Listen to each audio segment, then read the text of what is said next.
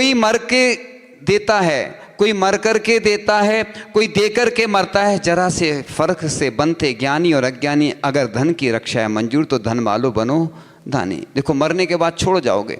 कंजूस सबसे बड़ा दानी होता है, क्योंकि छोड़ के चला जाता। बाद में कई बूढ़ी अम्मा आती हैं, हमें ये दान करना है छत्र, या हमारे मरने के बाद इतना दान करना। मैं कहता हूँ पूरी दुनिया के लोग सुन रहे हैं कि तुम मरने के बाद दान नहीं करना, क्या जीते जी दान करना, जिससे कि मरते मर जा मत कर कर्जा, मरते मरते कुछ तो कर जा। हमारे आचार्य भगवान ने समाधि के पूर्व में सब कुछ वो दान करने की प्रेरणा देते चले गए, और हम लोगों को वो इतना दे गए कि आज भी हमारे पास वो सब कुछ है। तो इस प्रकार से ये पर्व तो चलते रहेंगे, विषय भी चलता रहेगा। तो आगे अपन चर्चा करते हैं कि उत्तम आकिंचन्य धर्म की चर्चा करते हैं कि किस प्रकार से ये धर्म होता है हमारे जीवन में। तो बस ये सांसारिक वस्तुओं के साथ मैं और मेरेपन का संबंध भी विसर्जित कर देना, और निज शुद्धात्मा ही एक मात्र मेरा है, ऐसी गहन आत्मानुभूति का नाम ही उत्तम आकिंचन धर्म है। तो इस प्रकार से परिषण की बैठ नाव में हो जा भव से पार, 10 धर्मों का पालन करके कर आत्म उद्धार। तो इस प्रकार से किंचित भी पदार्थ को स्वीकार नहीं करना ही आकिंचन है। कोई किसी का नहीं है साथी, सारी यात्रा एकाकी। तो शरीर आदि पर पदार्थों को अपना नहीं मानना निर्ममत्व भाव है, प्रवर्तन करने वाले मुनि के आकिंचन धर्म कहा गया है। धरती पर सोता हूँ, आसमान ओढ़ता हूँ, देह की माटी से अमृत निचोड़ता हूँ, इसलिए वैभव से नहीं विराग से नाता जोड़ता हूँ। तो देखो साधु संत होते हैं, इस आकिंचन धर्म को पालन करते हैं। मैं हूँ कौन, कहाँ से आया, किस दर पे है जाना, इस दुनिया में क्या है मेरा, किसे साथ ले जाना। लेकिन लोग जुड़ते रहते हैं। दिगंबर साधु हमारे आइडियल होते हैं, आदर्श होते हैं। वो शिक्षा देते हैं कि हम भले ही परिग्रह रखें, क्योंकि गृहस्थ व्यक्ति का परिवार होता है। कहते हैं ना, साधु के पास अगर 2 कौड़ी हैं तो वो 2 कौड़ी का नहीं, और गृहस्थ के पास 2 कौड़ी नहीं है तो भी 2 कौड़ी का नहीं। गृहस्थ के पास अगर कुछ नहीं होता ना, धन, तो कोई नहीं पूछता है। आज हम देखते हैं मंचों पे उन्हीं लोगों को बुलाया जाता है, उन्हीं को सब सम्मान दिया जाता, लेकिन मुझे पसंद नहीं आता है। मेरी आदत खराब है।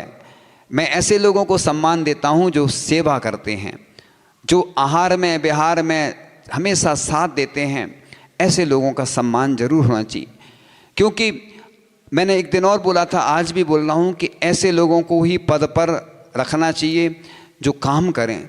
जो नाम के लिए करते ऐसे लोगों को नहीं रखना, क्योंकि हमें पंचम काल के अंत तक धर्म को सुरक्षित रखना है। तो ऐसे लोगों को ही पद पे सुशोभित करें। और जो सेवा करने वाले, मैंने कई बार बताया, चाहे पाठशाला हो, चाहे गौशाला हो, चाहे मंदिर की कमेटी हो, चाहे चातुर्मास कमेटी हो, चाहे ग्रीष्मकालीन शीतकालीन, दुनिया की जितनी कमेटियां हैं सब सुन लो, है ना। पूरे भारत के लोग एक ही बात हमारी सुनो कि मैनेजमेंट कमेटी जरूर बनाना चाहिए। अभी चर्चा चल रही थी तो किसी ने सुझाव दिया कि 9 रत्न बनाना चाहिए। तो 9 रत्न, अब इसके बारे में आगे तो कुछ नहीं बताएंगे, चूँकि व्यक्तिगत विषय व्यक्तिगत। तो मेरा हर पल निराला है, मैंने हर गम को खुशी में ढाला है, जिन हादसों से लोग डरते हैं उन हादसों ने मुझे पाला है। तो मुसीबत सबके सर पे आती है मुसीबत, और जैसे पिता नहीं रहते हैं तो चाचा या कोई और अपने साथ देते हैं, ऐसे मेरे गुरु नहीं हैं, लेकिन मेरे गुरु की शक्तियां मेरे पास हैं, गुरु की भक्ति है, मुझे विश्वास है, ये तो मेरे कर्मों का उदय है। लेकिन परम पूज्य आचार्य श्री विद्यासागर जी महाराज का हर पल आशीर्वाद साथ रहता था। और वर्तमान में हमारे आचार्य महाराज पूज्य समय सागर जी महाराज ऐसी विपरीत परिस्थितियों में भी पंचम काल में जैन धर्म का डंका बजा रहे हैं। ये कम नहीं है, क्योंकि देखो दोनों एक ही माँ से जन्म लेने वाले, दोनों में 12 वर्ष का अंतर, दोनों का जन्म भी शरद पूर्णिमा को हुआ, और उन्होंने ऐसी चर्या करके दिखाई, मैं खुद देखता था। वो गर्दन नीचे करे रहते थे। मैंने देखा जब भी स्वाध्याय होता था, और परम पूज्य आचार्य श्री विद्यासागर जी महाराज से वो ज़्यादा बात नहीं करते थे, कितने सीधे सरल। मैंने देखा कि गर्दन बिल्कुल उनकी झुकी रहती थी। जब कक्षा में वो स्वाध्याय करते थे, कभी भी ज़्यादा प्रश्न भी नहीं करते थे। ये चर्या ऐसी उन्हें साक्षात करके दिखाई है। देखो, ऐसे आचार्य महाराज की जिन्होंने अपने पद को सुशोभित तो किया इस प्रकार से, जहाँ कुछ भी नहीं है वह आकिंचन है। शरीर आदि पर पदार्थों को अपना नहीं मानना। तो सिकंदर चला जब दुनिया से, सभी हाली हवाली थे, पड़ी थी पास में दौलत मगर दोनों हाथ खाली थे। देखो, अपन को ऐसे ही जाना है। ये तो सिर्फ ग्रंथों में अपन पढ़ते हैं, शमशान वैराग्य कहलाता है। हम लोग पंचकन्याक में देखते हैं, महिलाओं के आंसू आते हैं, हम लोग हंसते हैं, क्योंकि हमें तो पहले से ही वैराग हो गया संसार देख के। लेकिन महिलाएं रोती हैं, बस फिर जाती हैं घर पे। तो शमशान में जाते लोग छोड़ने, बताओ ऐसे ही होगा अपने साथ, हो बस फिर घर में आ जाते हैं। वही घोड़ा वही मैदान। इसलिए ये बताया जा रहा है कि अपन इतने सारे उदाहरण दिए हैं। मुनिराज बाहुबली का आता है, सनत कुमार आता है, भरतेश मुनिराज, बलराम मुनिराज, नागसेन, जम्बू स्वामी, इतने सारे उदाहरण भरे पड़े हैं ग्रंथों में कि सुदर्शन मुनिराज, गज कुमार यशोधर, जिनसेन, सुकौशल, सुकुमाल, सकल भूषण, धर्माचार्य मुनिराज, श्रीधर केवली, भरत जी, शुभचंद्र, भर्तृहरि, राजा भोज, राम कृष्ण परमहंस आदि आदि ऐसे हैं, कल्याण मुनि। तो बस ऐसा लगता है कि कितने सारे महापुरुष हुए, उन्होंने आकिंचन धर्म का पालन किया। अपन एक और पढ़ते हैं, बहुत अच्छी पंक्तियां हैं। ये पंक्तियां अंदर से हमें झकझोर देती हैं। इसलिए तो धर्मोपदेश का है। धर्मोपदेश सिर्फ दूसरों को नहीं दिया जाता है, ख्याति पूजा लाभ के लिए नहीं दिया जाता। ये अपन का भी स्वाध्याय होता है, अपन को भी अंतरंग में लगता है। भले ही हमारे आचार्य महाराज ने हमें बहुत अच्छा संबल दिया। उन्होंने कहा कि स्वाध्याय में एक व्यक्ति भी है तो भी स्वाध्याय होता है, ऐसा नहीं है भीड़ में नहीं होता है स्वाध्याय। ये तो मेरे कर्म का उदय है, मेरी परीक्षा की घड़ी है। भीड़ भी आएगी तो भी समता रखना, और कोई नहीं आए तो भी समता रखना, दुखी नहीं होना। ये तो लोगों का पाप कर्म का उदय है कि उनका ऐसा सौभाग्य नहीं मिल रहा है उनको। ये लोगों का कर्म का उदय है, कोई बात नहीं, इसलिए चिंता नहीं करना। जीवन के चौराहे पर मैं सोच रहा कब से, जाऊं तो किधर जाऊं यह पूछ रहा मन से। देखो, जीवन के चौराहे पर सोच रहा कब से, जाऊं तो किधर जाऊं। लोग इसी विडंबना में रहते हैं, लोग कहाँ जाऊं, क्या करूं। तो इसलिए अन्यत्व भावना का अर्थ होता है ये सब अन्य हैं। मैं मकान नहीं हूँ, मैं धन संपत्ति नहीं हूँ, मैं वस्त्र रूप नहीं हूँ, मैं शरीर रूप नहीं हूँ, मैं गोरा नहीं हूँ, मैं विद्वान नहीं हूँ, मैं मूर्ख नहीं हूँ, मैं छोटा नहीं हूँ, मैं बड़ा नहीं हूँ, मैं हूँ। ये शरीर के धर्म है। पुण्यात्मा भी नहीं हूँ, क्योंकि पुण्य भी क्षणिक पर निकल जाएगा, मैं तो आत्मा हूँ। तो उत्तम आकिंचन ना विद्यते किंचति आकिंचन। जहाँ कुछ भी नहीं वह आकिंचन है। यह अवस्था जिसमें पाई जाती है वह आकिंचन स्वभावी आत्मा है। तो मेरा और तेरा सो तेरा। तो इस प्रकार से ऐसी भावना करने से ही यह धर्म अपने अंदर आता है।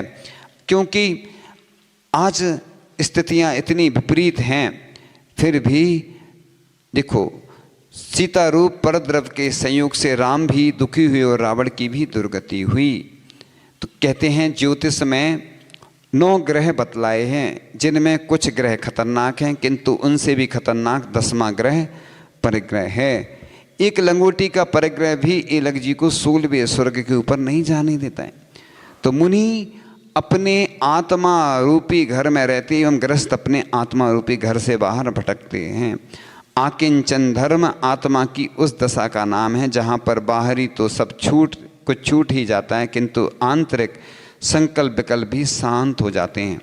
बाहरी परिग्रह के त्याग के बाद भी जिनके मन में मैं और ममत्वपन का भाव निरंतर चलता रहता है, उन्हें भी ऊर्ध्व गति नहीं हो पाती है।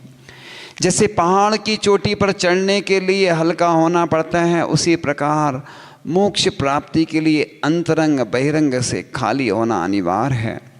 जो आत्मा को सब ओर से पकड़ कर रखे वह परिग्रह है। मूर्छा के रहते हुए पास में कुछ भी ना हो तब भी जीव परिग्रही कहलाता है। तो इस प्रकार से मैं हूं कौन, कहां से आया, किस दर पे है जाना, इस दुनिया में क्या है मेरा, किसे साथ ले जाना, क्या खोया क्या पाया अब तक, क्या है मुझको पाना, कैसा है मम रूप सलोना, कब शिवपुर को जाना। छाया माया एक सी घटत बढ़त दिन रैन, जो या का शरणा गए सो ना पावे चैन। लोग सोने की चैन पहनते हैं तो ऐसा लगता है कि उससे क्या आता है, आनंद सा आता है कि लेकिन वो चैन भी बेचैन कर देती है। इस प्रकार से ये बड़ी बड़ी जो बातें हैं वो आपने सुनी। तो इस प्रकार से वो चल रही थी चर्चा कि इस प्रकार जो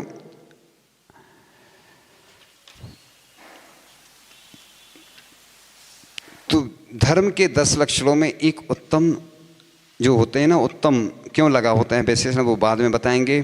तो कई लोग हैं 10 लक्षण में क्या करते हैं कि नशे को नहीं छोड़ पाते हैं, 12 महीने तो करते हैं, इसलिए प्रयास तो करना चाहिए। ये 10 धर्म टॉप 10 में पहुंचाने वाले होते हैं व्यक्ति को। टॉप 10 में कैसे पहुंचता है, तो इस प्रकार से कई लोग सिगरेट बीड़ी आदि, चाय भी त्याग करना चाहिए, लोग करते नहीं हैं। कई लोग आते हैं, महाराज जी दवाई ले सकते क्या? तो देखो आयुर्वेद दवाई लेने में कोई दिक्कत नहीं है, अंग्रेजी की फिर ऑप्शनल है, दवाई मजबूरी है, भोजन जरूरी है। इसलिए बरसों होते चले गए। देखो एक पूरे देश के लोग एक नियमावली है, ऐसे इस तरीके से अपन को नियम भरना चाहिए 10 दिन कि जिससे कि अपन ये प्रतियोगिता जैसी भी कर सकते हैं, क्योंकि लोग प्रतियोगिता में ज़्यादा नियम लेते हैं, इस प्रकार से करते हैं। तो इस प्रकार करने से अपना इस प्रकार से कल्याण होता है, ये सब करते रहना चाहिए। तो इस प्रकार चर्चा चल रही थी कि ये जो धर्म होता है ना हमारे जीवन में कैसे आता है। तो इस प्रकार धर्मों की बात चल ही रही थी और ये पंक्ति आती ना, परिग्रह 24 भेद त्याग करें मुनिराज जी, तृष्णा भाव उच्छेद घटती जान घटाइए। और मैं एकाकी शुद्ध स्वरूपी, दर्श ज्ञान में रूप नहीं, ना परमाणु सम कुछ वस्तु, शरीर आदि निज रूप नहीं, मैं रस गंध सभी शब्दों से दूर रहा, सुख धाम रहा, ना संस्थान ना लिंग हमारा, निज में ही आराम रहा। तो इस प्रकार से ये परिग्रह, तो इस अपन ने ये चर्चा की, सभी तरह की चिंताओं से जिनका मन वह दूर रहे, संयम त्याग तपों ध्यानों में जिनका मन संपूर्ण रहे, अंतरंग बहिरंग संग थे ये भवन में अटकाते हैं, समता के जो धारक मुनिजन छोड़ सभी सुख पाते हैं। इस प्रकार से बाल मात्र सम संग परिग्रह, पापों का जो है कारण, राग भावों को पैदा करके दुख का करता संपादन, पर पदार्थ से ममता छोड़े वह कहलाता है ज्ञानी, व्रत आकिंचन होता उसके फिर वह बनता है ध्यानी, ऐसा लिखा है। तो इस प्रकार से तो आत्मरमण ही ब्रह्मचर्य है। ब्रह्मचर्य का कारण लिखा है कि सुनो, इधर सुनिए बस अपनी, 10 धर्मों की व्याख्या चल रही है, क्योंकि देश में स्थितियां ठीक नहीं चल रही हैं। स्थिति परिस्थिति बस कुछ चीज़ें परिवर्तित हो जाती हैं। इस प्रकार से विनीत प्राणियों के लिए स्वर्ग और मोक्ष रूपी फल को देने वाले लोक में मंगल उत्तम और शरणम धर्म के लिए मैं मन वचन और काया की शुद्धि पूर्वक नमस्कार कर। तो ब्रह्मचारियों के चरणों में चक्रवर्ती आदि भी भक्ति से नमस्कार करते हैं। तब अन्य राजाओं की क्या कथा। हे भव्य, ब्रह्मचारियों के चरणों में इंद्र आदि समस्त देव भी भक्ति से नम्रीभूत होकर सिर से प्रणाम करते हैं। व्रतों में तत्पर धीर वीर समर्थ ज्ञानी मनुष्यों के द्वारा ही ब्रह्मचर्य व्रत धारण किया जा सकता है, कायरों द्वारा नहीं। एक ब्रह्मचर्य व्रत कायरों का नहीं, वीरों का कार्य होता है। एक ब्रह्मचर्य व्रत ही तीनों लोकों में प्रशंसनीय है। देखो, हमारे परम पूज्य आचार्य श्री विद्यासागर जी महाराज, जो कि बचपन से ही ब्रह्मचारी रहे और अंतिम समय तक, सल्लेखना के समय तक, यानी निर्दोष व्रतों का पालन करते हुए, उनके इसलिए तो उनके चरणों में देव भी आते थे। और उनको कई बार, हाँ, वो जब विहार करते थे तो मौसम अनुकूल हो जाता था और उनके चरणों के माध्यम से कितने लोगों के रोग दूर हो जाते थे।